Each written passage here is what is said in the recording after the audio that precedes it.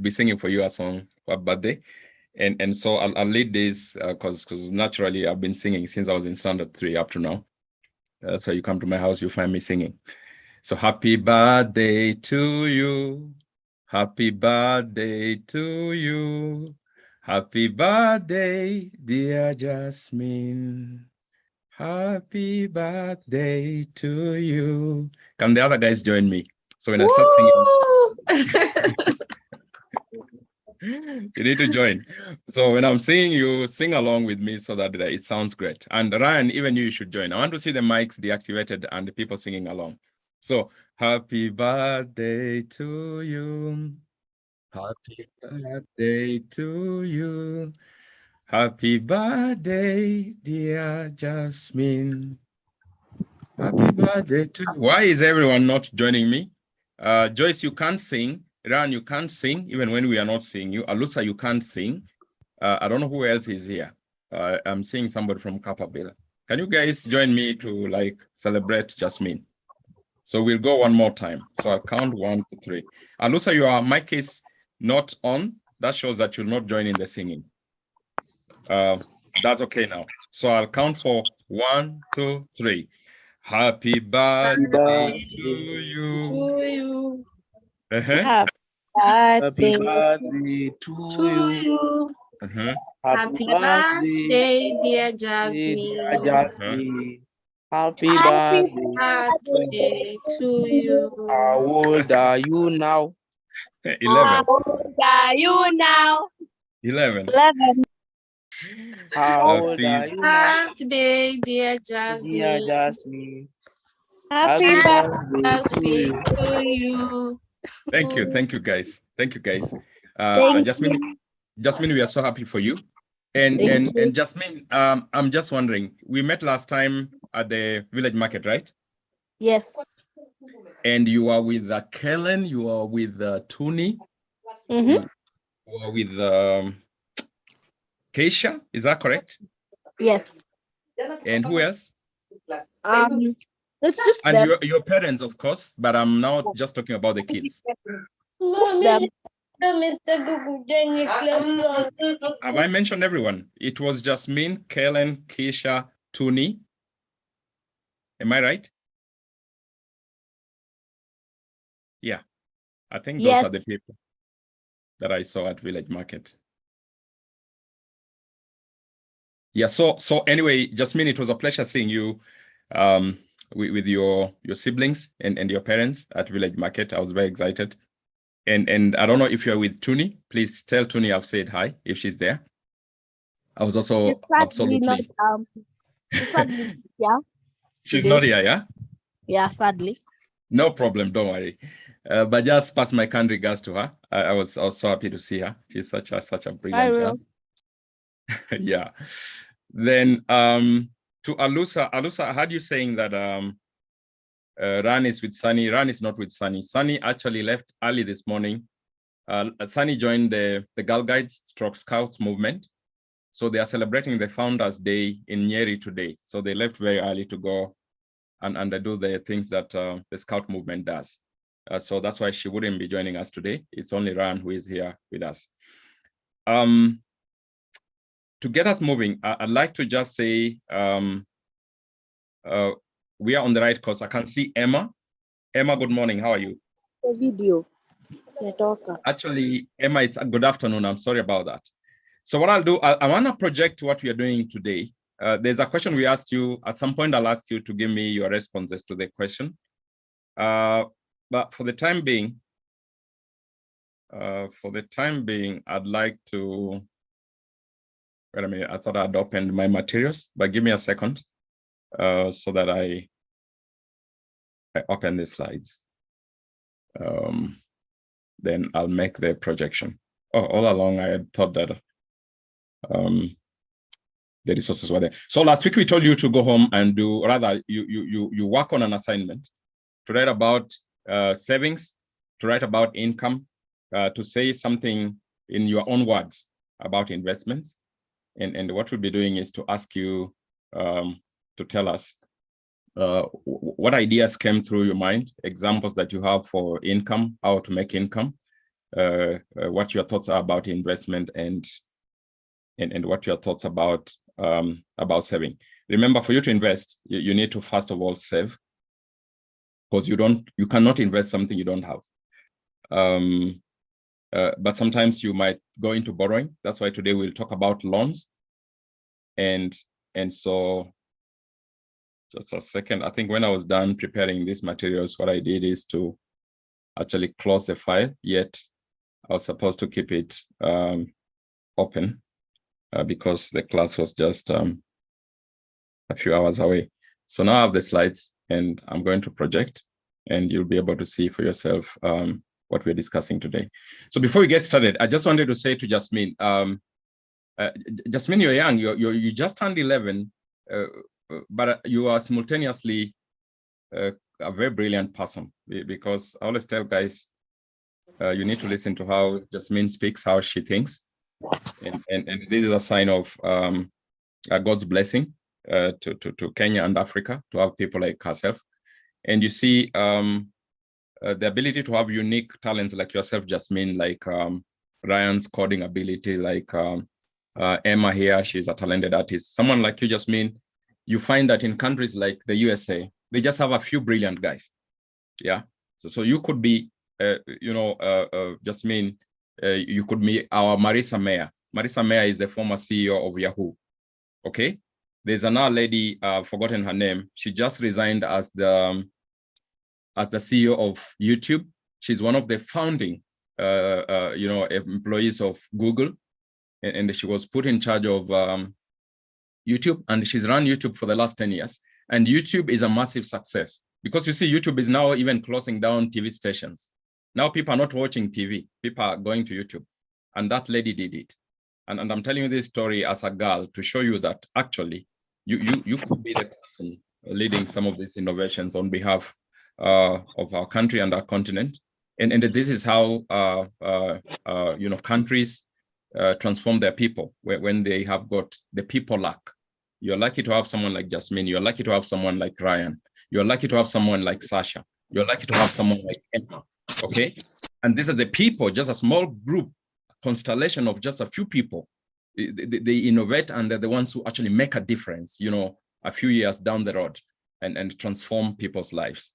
And so I'm just challenging you to let you know that you need to just keep going and keep your talents alive. Today, we will be talking about creating value. Remember, we have been defining value creation at every class that we've had, and we'll still define value creation, because we said value creation is doing something that is beneficial or helpful to others.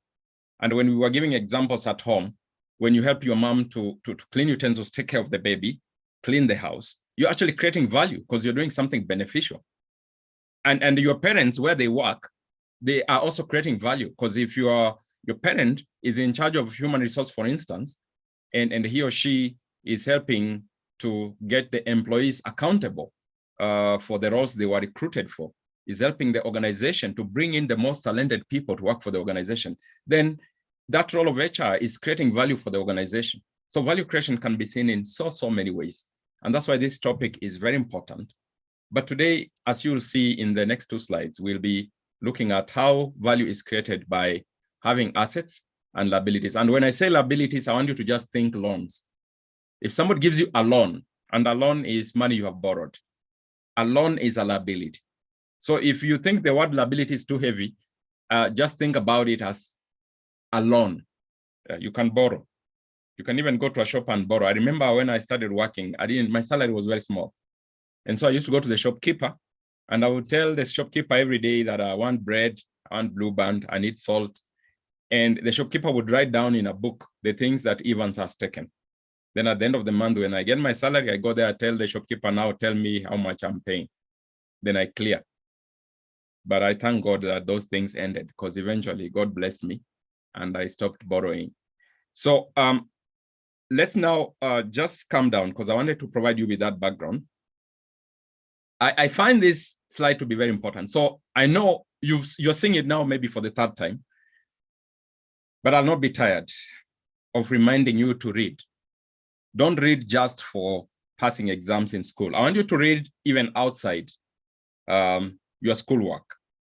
I see that the kids who are here actually read, not just for passing exams, but they also read for general knowledge.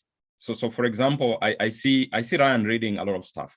Like if you come to Ryan's room, you find that he has got like very serious books on coding, books on HTML, books on JavaScript, and books that, you know, even university graduates may not comprehend.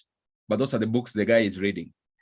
And yet he also makes time, you know, with his teachers to revise and to do his homework to make sure that he passes his exams.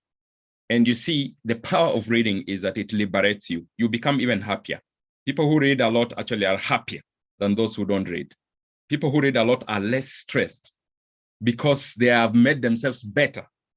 As they say, don't wish that life was easier. Wish that you were better, you as a person. And the way to be better is to read a lot. And also don't wish that there were less problems, all right? Wish that you have more skills. And the way to have more skills is to read a lot. Myself, I read a lot every day. So guys, let me tell you, you come to me with any problem, I smile. I just smile and look at you and tell you, all right, I have a few questions for you. And have you considered this? What if you consider this? Because somehow I always have ideas for almost every situation. Because me as Evans, I read every day for a minimum of 45 minutes every day. And so if somebody is reading daily and you never read, it's hard to compete with a person who reads. Very difficult.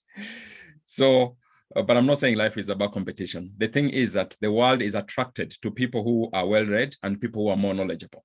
And it's for the same reason, even corporations, international bodies, the UN, World Bank, the Global Fund, Gavi, governments, private sector, the biggest companies, they go for the guys who are showing in the interview that they have a lot of knowledge. Because what you're able to offer through your quality thinking is what the organizations are looking for. And your ability then to act or implement the ideas you have is what will even attract them more to you. And so I think that's important. So let's run through this very quickly. I want you to remember this guy, I really appreciate him. This guy, like when he's talking to media, he's just smiling. He doesn't look stressed, but he does a lot of complicated things. Like this week, he just sent 4 astronauts to space for 6 months using his rockets. So they're up there. There was one Russian, I think there was a Briton, and then there were, I think, 2 Americans. They went into space, a manned satellite, and they'll be up there. And you ask yourself, how does this guy just do these things so easily? Okay, Elon Musk was reading science fiction for up to 10 hours a day as a child. And by the way, no one is saying you read for 10 hours. What we are saying is that complete your homework, revise, right? If the teacher gave you assignments, you do them. If you have mathematics problems, make sure you are good at solving those problems. You cannot do a sum and get it right and fail to practice. You need to practice. Even if you think you're good in math, you need to keep practicing. And then he read through this encyclopedia here, which I think in school you guys have encyclopedias. If you don't know what an encyclopedia is, you need to just search for it, you'll find out. And when he was 9 years old, he was Sunny's age mate. Sunny is supposed to have completed reading the Encyclopedia Britannica, right? Right now, Jasmine is only 2 years older than Elon Musk when he completed reading this thing. So I'm saying, just put aside time and read. Then he credits the lab for reading books for his vast knowledge about rockets and much more. And you know, all these top billionaires, they read a lot. Actually, there's one called Warren Buffett, this one. He's the one who reads and reads and reads. If you go find out about him, you'll see that the guy reads a lot. The same goes for Bill Gates, Mark Zuckerberg, and the others. So I just put this thing here to inspire you, to remind you that the journey of acquiring new knowledge, the journey of exploring knowledge, the journey of reading is what is going to make you the most successful person in the whole world. Then, so we normally have this story. Remember, we want to talk about assets and we want to talk about loans, borrowing. But before we go there, I want a volunteer to just take us through this story again. I'll never stop talking about this story because it's very powerful. Because from this story, we are going to get examples of assets, and then I'll create something to demonstrate to you how you can get a loan. And then the next slide that will come to here, we'll be talking about assets and loans. But first of all, can I get a volunteer to just take us through the story? I can see that Jasmine is ready to help us. I can see Grace, you are saying something. Grace, please let us know before Jasmine comes in. No, that's not me. It's someone else. It's someone else. Who is it? Okay. So we need to fix this bug because I don't know. This is the 6th time we are saying we need to fix the bug and we never fix it. Where people come in, everybody comes in as a loser. It's very confusing. So Jasmine, you go for it, and then I don't even know who it is that had raised their hand because the name appears as a loser. If we could know who the person is, it would be good. So Jasmine, you go first.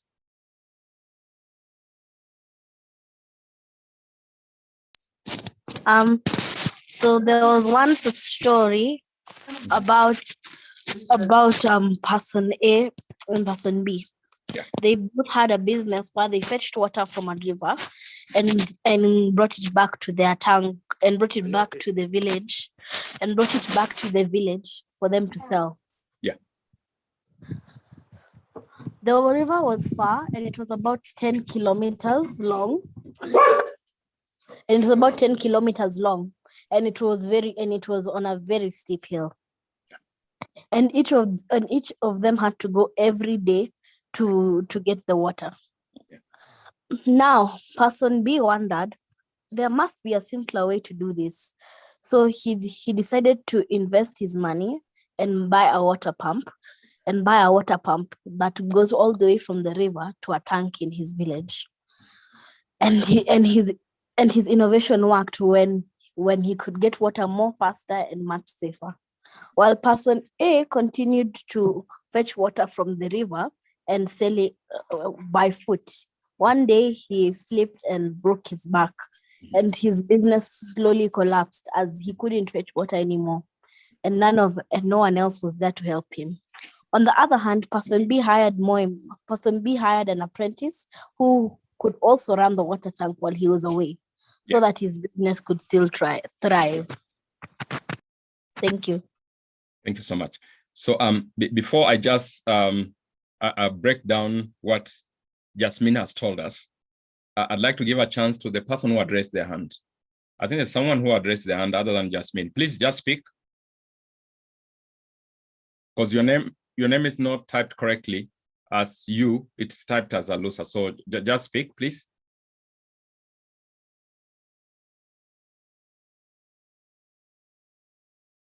Okay. So Joyce, can you get in touch with Simon to fix this issue once and for all right? Hi, Joyce. Hi, Evans. Yes. We had talked to Simon before the session started, and he had also said No problem, Joyce, no problem. I think your network is also it's breaking. So we'll take it up with David, not a problem. So let me analyze what Jasmine has just told us. So I want us to go step by step. Let's look at person B. This Hello. person B. Hello, can you hear me? Hi. Yes, you can speak. Hello. Hi. Who is it? Hi. Jesse. Oh, hi, Jesse. Jesse, then tell us the story while Alusa is adjusting your name. The once lived person A and person B. Mm-hmm. So the two people, they were friends.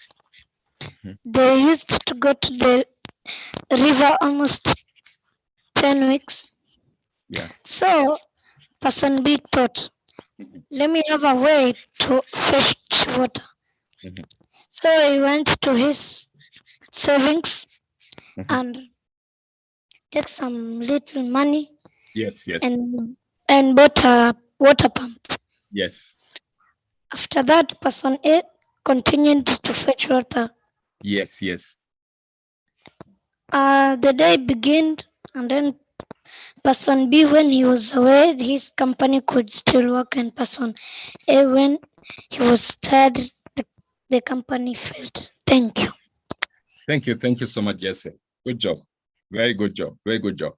So let me break down what Jasmine and Jesse have told us, because I want to do it very systematically, because I want it to feed into our discussion of assets and loans.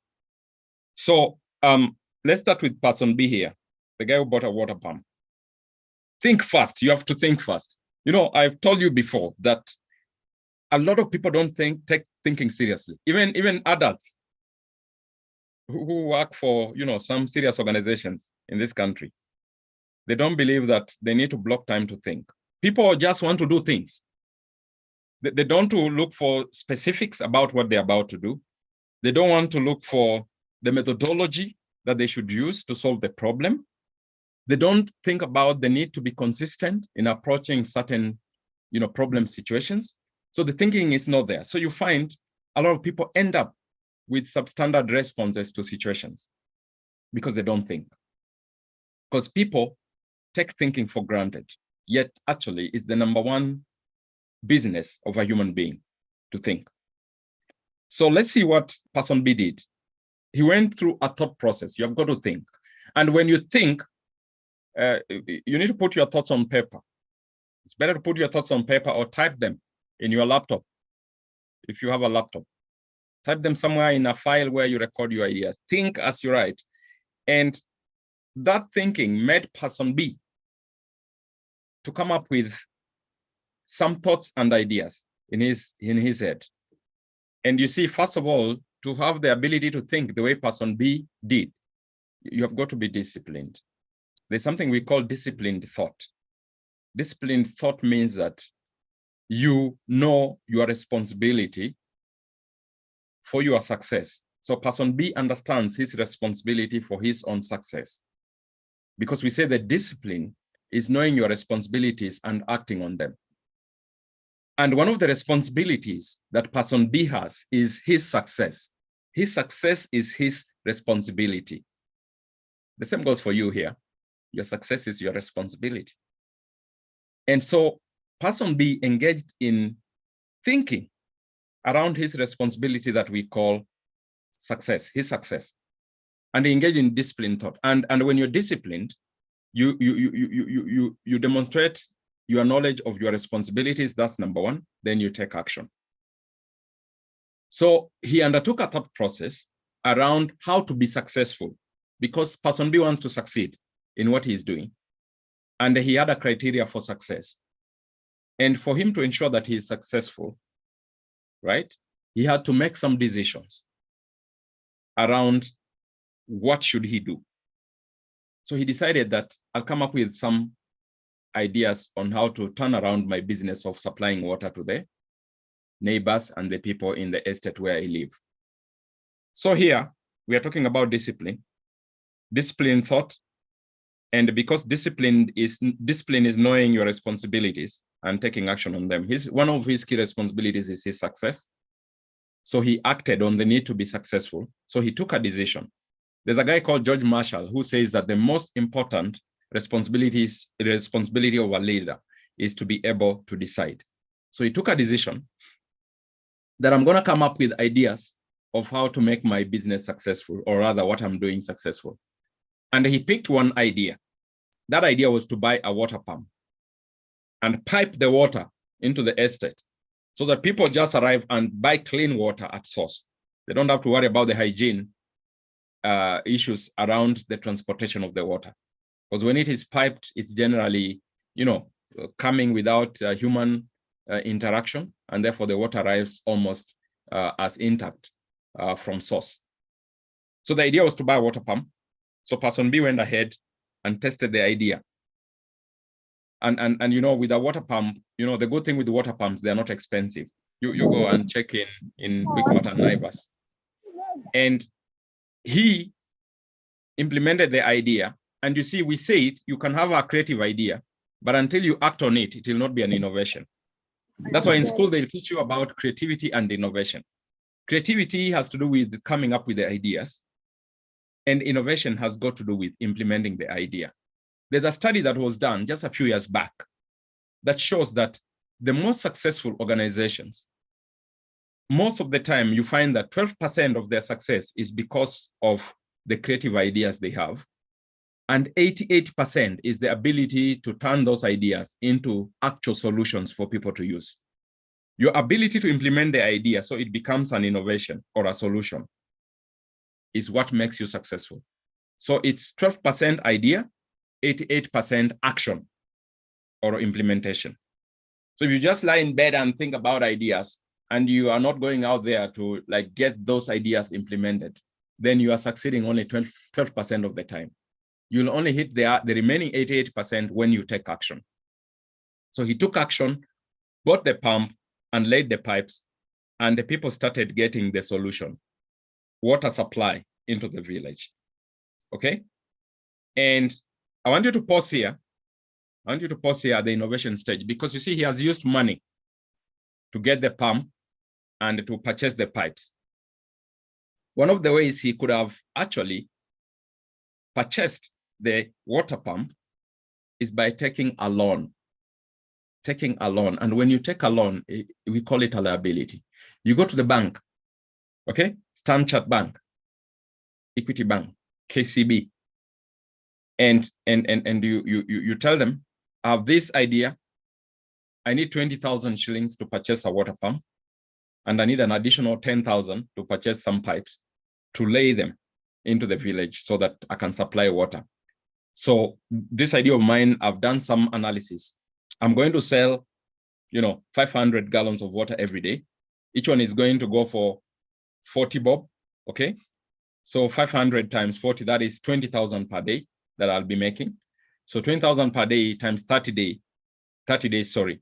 I'm looking at making roughly 500,000 to 600,000 shillings every month, right? From this business. And with this type of revenue per year, actually, as you can see, it is going to support my ability to repay your loan. And therefore, please give me the money. And the banks will ask you those questions. How will you make the money from this type of business? So he took the loan and purchased the water pump and laid everything, and people started buying the water. And remember, banks can actually give you a grace period. Banks can tell you that, okay, we are giving you the loan in March and you can start repaying from May. So we allow you the month of April, maybe to lay the infrastructure for your project, then start paying the loan from May or from June. You can always negotiate for those things. And this loan is going to be very beneficial because this guy, I think he's going to repay it very fast.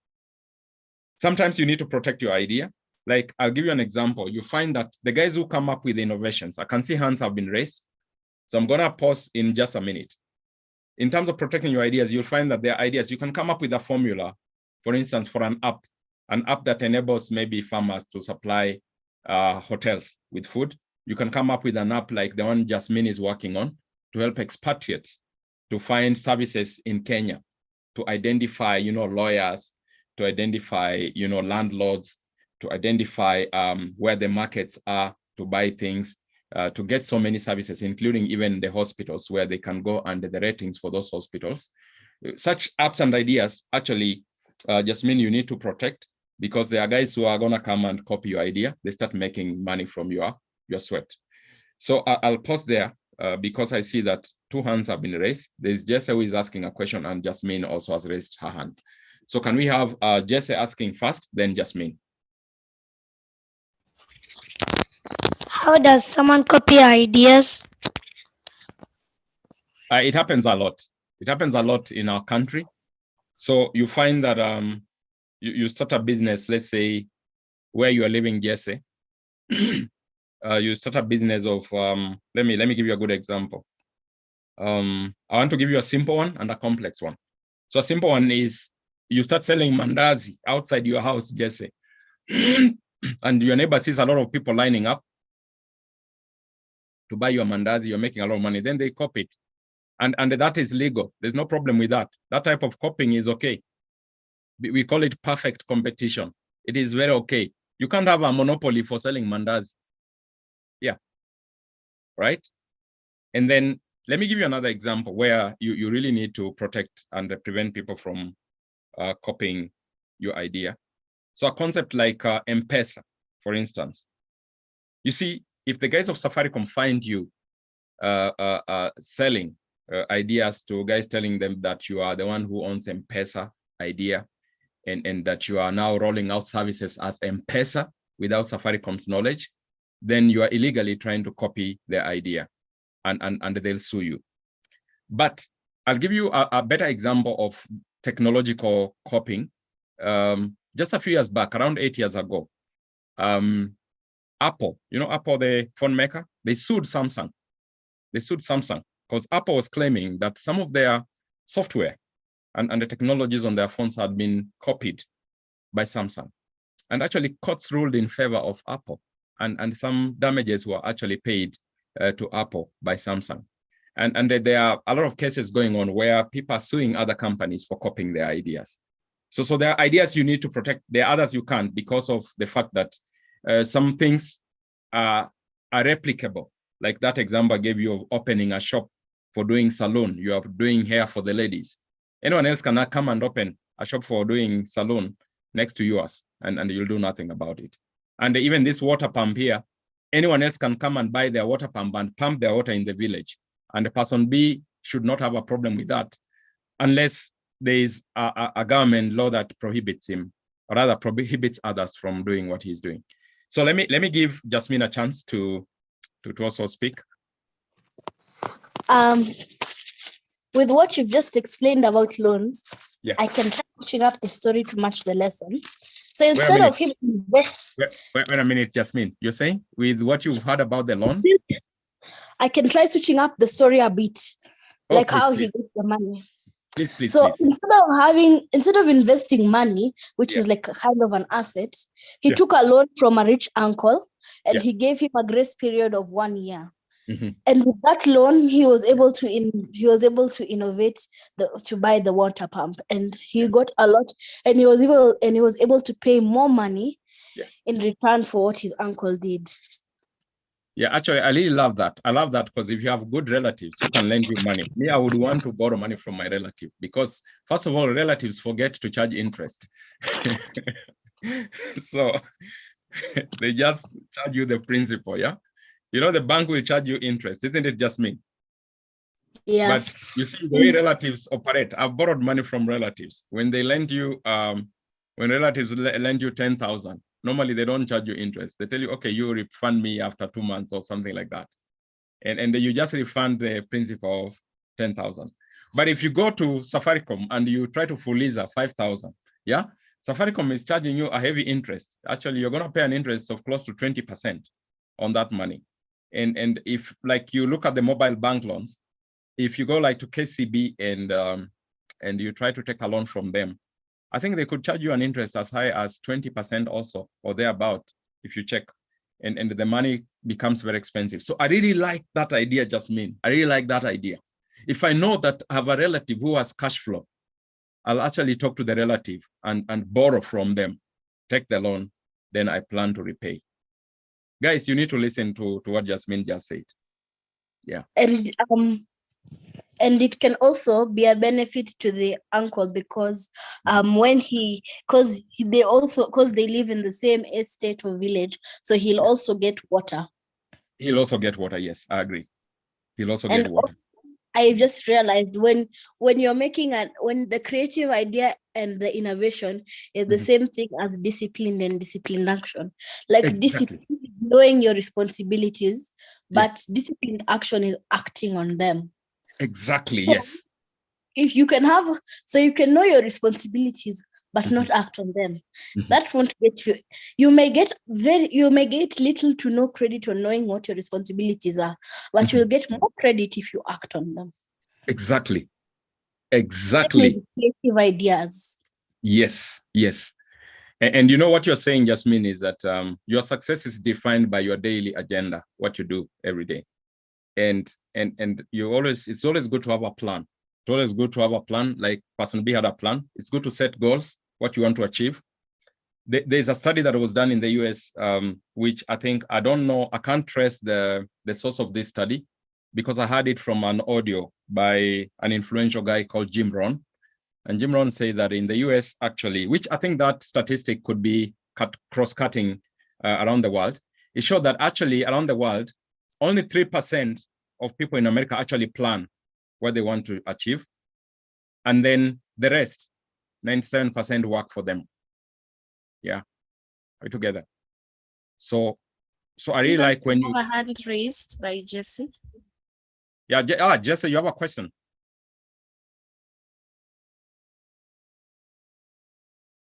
Okay, I think.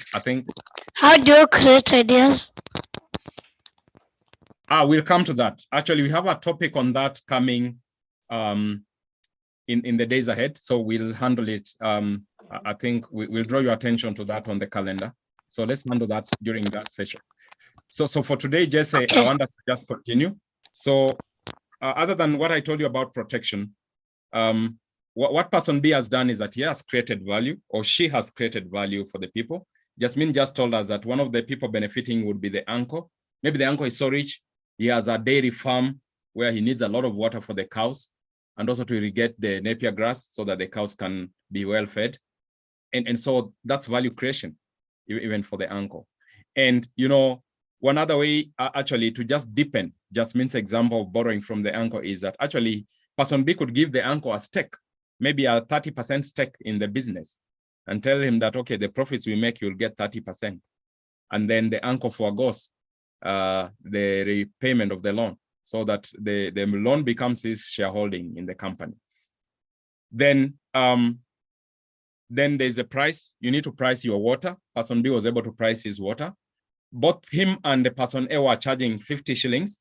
But when person B laid the pipes, he lowered the price to 40 shillings. So what he did, he even stole the few customers person A had, because people were saying, all right, we are even saving 10 shillings per gallon. So let's go to person B. That's a pricing strategy. And the person B was selling a lot of water every single day, became so rich that it was unbelievable. And of course, person B achieved his purpose or her purpose. And I wanted to just go back to what Jasmine said regarding the cheaper loan from the uncle. I wanted to say that in future, when these classes have advanced more, we are going to talk about loans and how where you can get your loans cheaply and expensively. So if you borrow from your relative, it may be cheap. If you go to a savings society, it will be a bit expensive, but not as expensive as a commercial bank, right? If you go to a Shylock, it's very expensive. Shylocks are those guys working in your estate with money and in the villages. And they are going to lend you money and charge you 40% interest rate per month. So if you borrow 100 shillings from them, you're going to pay 40 shillings every month. So if you don't refund by end month 140, by the next month, you are owing them 180. And yet you borrowed only 100. Those are Shylocks. Me, there's a time I was very broke. I borrowed money from a Shylock. I could not believe it, yeah. But I didn't borrow once because I used to be quite broke, yeah.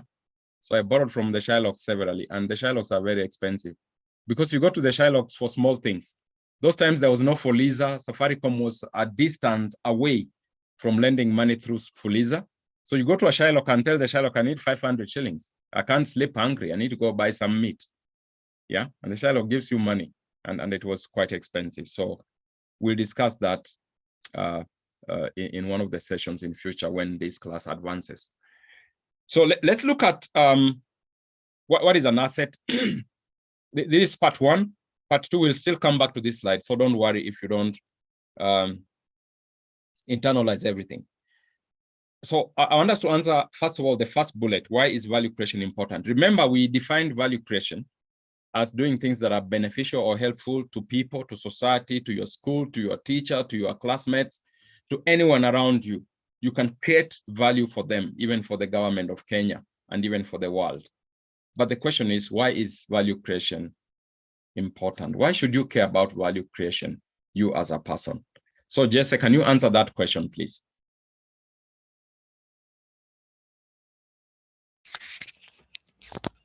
Value creation is important because you create something that will bring many customers to your place.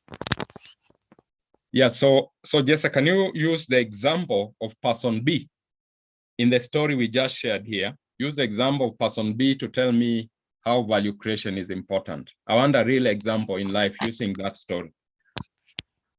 Person B, he did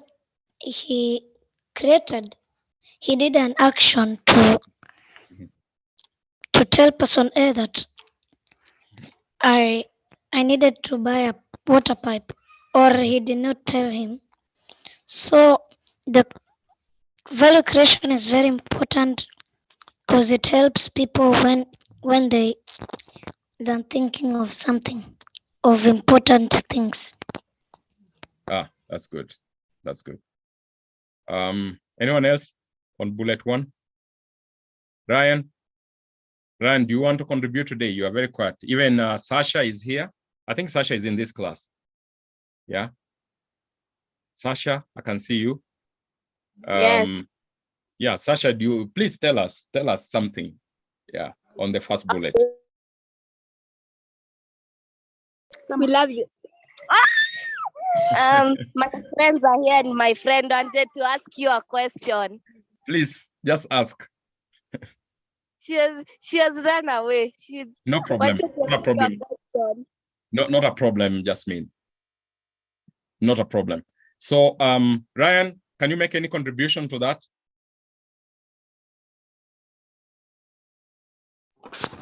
So the question is, what is an asset? An asset is something. Ran, wait a minute. Ran, we are still on bullet 1. Why is value creation important? If you could respond to that. Value creation is important because you need it to, like, for example, when you have a job, and then someone comes into a job, and then you ask him for something. Move closer to your mic, Ryan.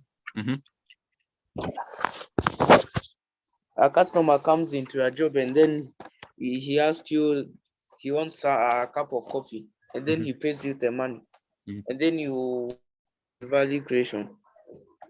So you have created value for the customer, isn't it? And the customer has actually paid for it. Is that correct? Yes. And you see, by you creating value for the customer, which the customer has paid for it, which is the cup of coffee, that in turn is an investment in your business, because the money you are generating will be reinvested into your business, right? Yes. Thank you very much. So let's move on. Let me speak about assets. So we had talked about assets sometime last year, and I've just grouped A and B as domestic or personal assets, and B, income or money generating assets. So if I ask you what is an asset, what you need to tell me is that an asset is something that creates value for you. An asset is something that creates value for you. And actually, I don't want to complicate this definition. Other than creating value for you, what an asset is that you have got the right, okay, to use it, okay? So if somebody comes and asks you, what is an asset? You tell them that an asset is something that creates value, okay, for a company or for a person or for me. And if it is my asset, then I have the right. When we say you have the right, it means that it is a legal right, okay, to use it. And you see, there are assets out there that are not yours, but they're assets. Like if you look through the window near your house, you'll see homes, you'll see cars outside your house. Those are assets, but they're not yours. You have no right to those assets, but they're assets because they are creating value for the owner, okay? And so we might ask ourselves, how do assets create value for the owner? So let's go to A. Let's go to A. If we talk about domestic or personal assets, we are talking about the TV in your house. We are talking about the sofa set in your house. Understand. We are talking about the what? Yes, please. There's the carpet in your house. There is the cooker in the kitchen. There's the dishwasher, maybe, if you have one. You have got the lighting system in your home. You have got the curtains. All of those are assets. They're assets because actually you can put them in the market and sell them. But you acquired them for domestic use because they're adding value to your life. How are these things adding value? The TV in your living room helps you to catch up on news. If you have children in your home, they also are able to enjoy, cartoons.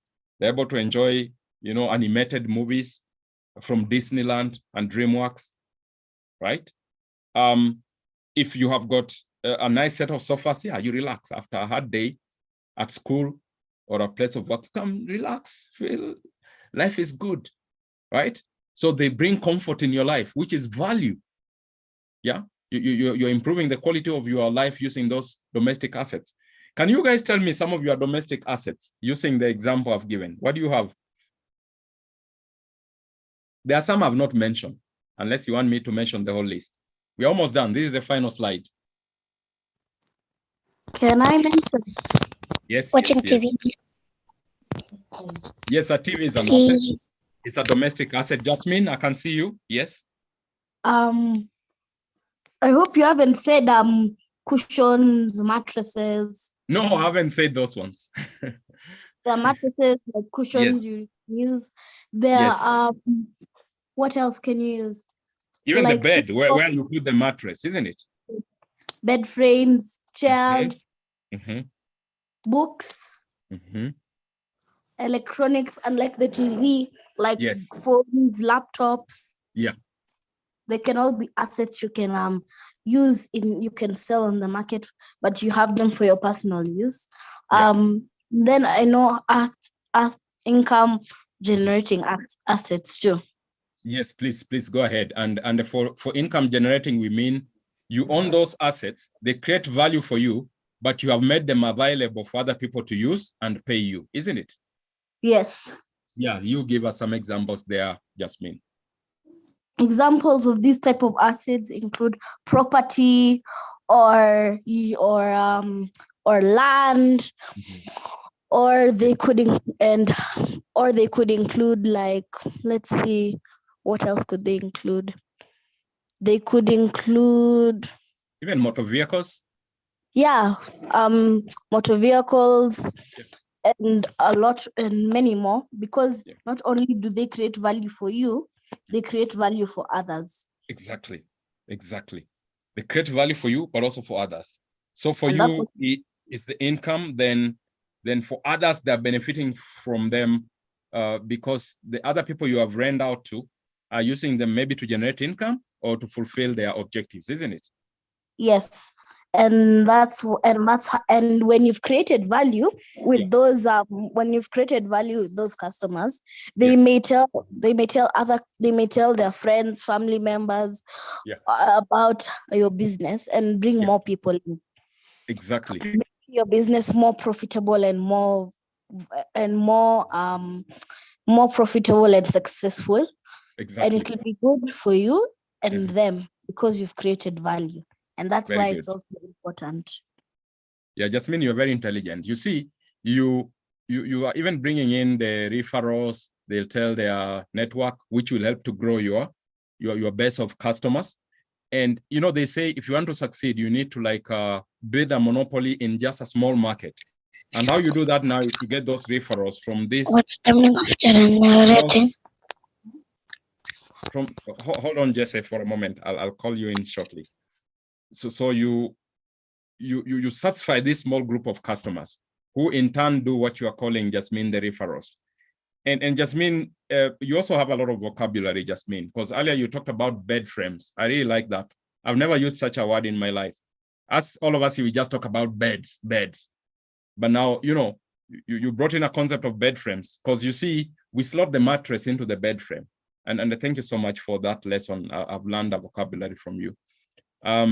Before I move to the loans, I'd like to give Jesse a chance. I think his hand is raised. What's the meaning of generating liabilities of loans? Generating is producing or making.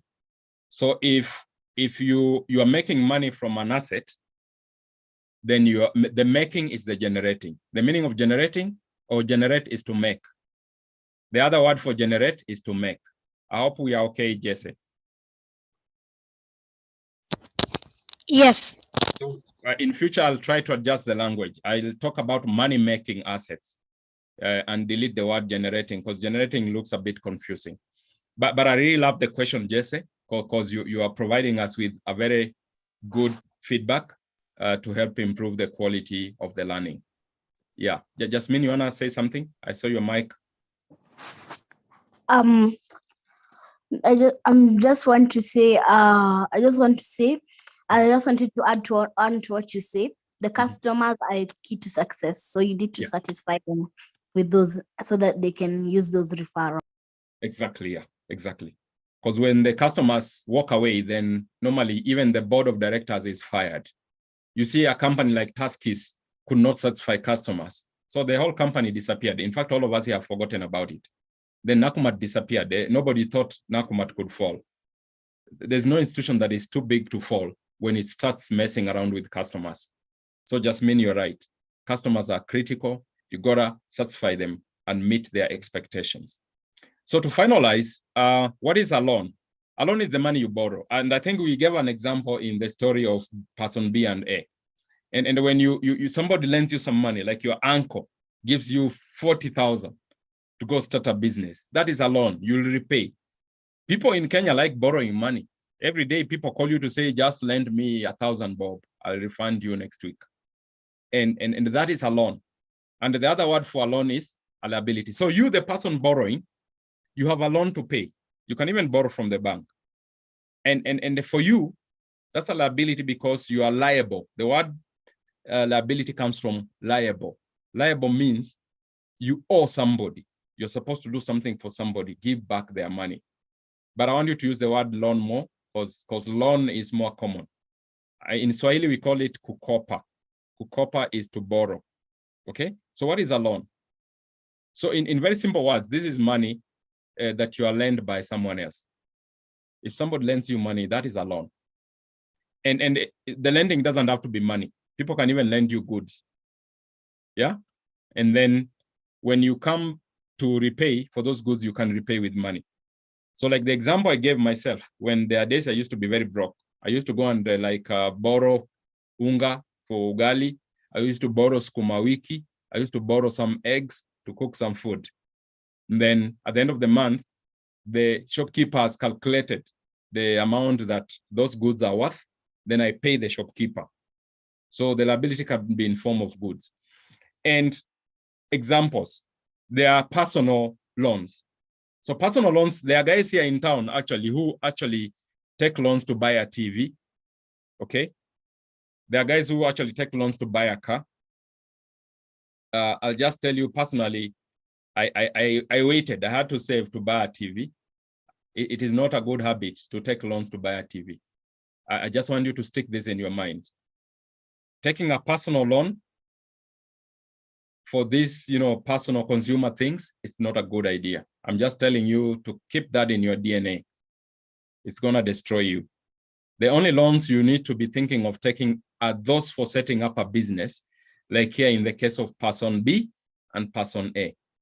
Are we together? You can ask me later, maybe in future why, but taking personal loans to buy a TV, a personal loan to buy a fridge, save money, suffer and save, so that when the fridge comes, you will appreciate the fridge and you'll work hard, right? To save and also now to acquire the next asset, right?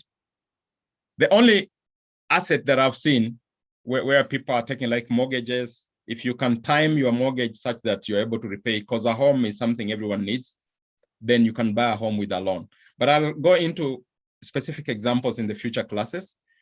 So for personal and consumer loans, and I've seen like if you come here on Kiambu Road, you find that there are so many like these places where cars have been attached from people, so many cars, yeah? They run into hundreds and thousands. People who are unable to repay the loans, they took to purchase a car, right? That's a lot of trouble. My first car I did not buy with a loan. I saved. Then I purchased. And number B, loans for income generating opportunities. This is okay. You just analyze the property, develop a plan, do some analysis of the income expected and the expenses. So if you look at the person B who purchased a water pump to supply water, that's a good reason to take a loan. It's a good reason to take a loan.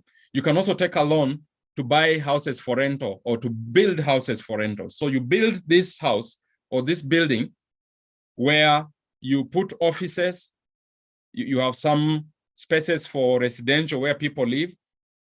And once you complete that building, you rent it out to people.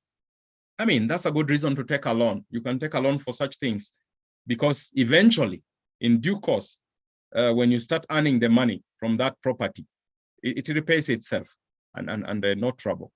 So let me pause there and take the comment from Jasmine and maybe an addition. Do you mind if I try to guess what income money generating liabilities could be? Yes.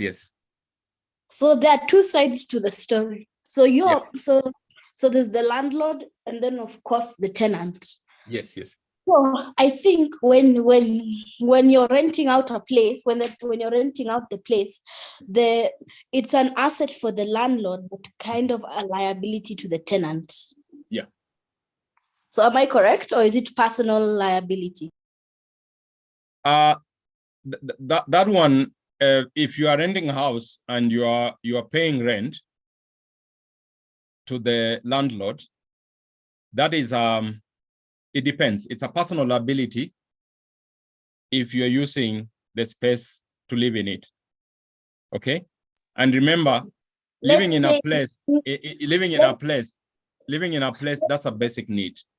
But also you can have a space you've rented where it is a shop that is selling designer clothes. So you're paying rent, but you're also generating money from the rented space.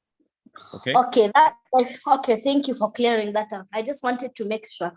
So okay, so if it's let's say you want to host a place there for yoga classes, then it's a generating liability. But that's if an income generating, yes. But if you're living there, it's personal. It's personal, yeah. And if you're living there, that's a good example of a liability that you can take for personal reasons. Okay? Because, you know, sleeping is a basic need. You cannot postpone. You must have a place where you sleep, isn't it? So you cannot, there are things that you cannot do without, like a place to sleep, food, energy, electricity, gas for cooking. You cannot do without, nowadays, you cannot do without bundles for data. People used to take data bundles for granted, but now it's an essential. Okay? So if we focus on the example of the house you have rented where you're living, and you are owing the landlord money, that's a personal liability, but it's an important one. You need to incur it. You need to incur that liability until the day you own your house. Are you together? Hi, Jasmine. Jasmine, are you there? Yes. And Jasmine, you're very intelligent. I like how you just shift the angle of thinking. And you know, you've helped us to break down number A, personal liabilities. You've helped us to break down A into the good and bad liabilities. And you know, I always tell young people, especially, not to be in a rush to get a good life. These modern young people are living campus and they want to live like superstars and the royal family before they even work for a year. Okay? So they go get a loan to purchase a brand new Audi and they want to go and live in, you know, Lavington or Kileleshwa. And they take a loan to rent a house there. I mean, that's not good. No, it's not good. It's not good. Because if they don't work hard to return that loan, they'll fall into debt and then bad things can happen. Yes. And that's where there's lack of discipline. And there's lack of disciplined thought and lack of disciplined action. Because when you are rushing to enjoy good life without first working hard for it, then you are just preparing yourself for a disaster, for a crisis. And most of those guys, hello? I think before you even get to discipline, they forgot to think. They didn't think everything. They forgot to think, yes. They forgot to think. So thank you so much. We've overrun time, but I think it was an interesting session. I didn't give you a chance to give me back your assignment, but I'm wondering, we can dedicate time in the next class to just handle the assignments, because next class we'll still be doing creating value, assets, and liabilities too. But because we've done the groundwork on this topic, next class we can handle the two assignments, the one for last class, I'll remind you, and this assignment. And for this assignment, I want you to write down 3 domestic assets and 3 money earning assets, and then write an example of a loan or a liability. Give an example of a situation where somebody has taken a loan. So if you give me like the answers to these 2 questions, I'll repeat again, write down 3 domestic assets and 3 money earning assets. By domestic, I mean personal, the things you use in your house. Domestic means inside your home, nyumbani. And then money earning assets, they're the assets you've given to other people to pay you to use. And then give us an example of a loan or a liability if you need. And please, for number 2, keep in mind, Jasmine gave us a very, like, I would say, critical thinking idea about the loans related to your accommodation where you're staying. If you're renting a bed sitter somewhere or a 1-bedroom house and you're paying rent, actually, that's a very important personal loan that you owe to the landlord. So it's an important personal, because you have got to pay. You've got to pay. It's like, but the way rental system works, it's not even a loan. You know, the guys who give you a place to live, they normally ask you to pay before you stay there, isn't it? They want you to use it like tokens. You use what you have paid for. Jasmine, I see you wanted to talk before we end. No, I just wanted to agree with you. Yeah. And thank you for helping me understand number 2 about how property can both be a personal, can both be a domestic and income generating asset. Yes, correct. Or liability. Correct, yeah. So we'll revisit all of this in our next class, which is on 18th March. We look forward to seeing you on 18th March. We'll go through this topic as part 2. We'll give more examples of assets and loans. And then from there, I think you'll be well equipped to talk about these things as you go forward. Now, remember to tell your friends to join the Kids Money. Wherever your friends are, speak to them about this. Then also remember this slide. Remember to read. Form the habit of reading. You'll be happier than everyone else in the world. So I'd like to hand over this session to Alusa and Joyce to close off for us. Okay. Hi, everyone. Thank you so much for staying with us till the end of the session. I know we've run a little bit late, but I know that the session was enjoyable, and I hope that we were able to learn a lot. We'll see you on March 18th to go through part 2 of this session. Thank you, guys, and bye. Alusa, I just saw Samuel Ndungu just joined. Hi, Samuel Ndungu. It's Sasha. Oh, it's Sasha. Okay. Yeah. Okay. Yeah. That's cool. That's cool then. Okay. So thank you, guys, and bye. Bye-bye. Bye. Bye.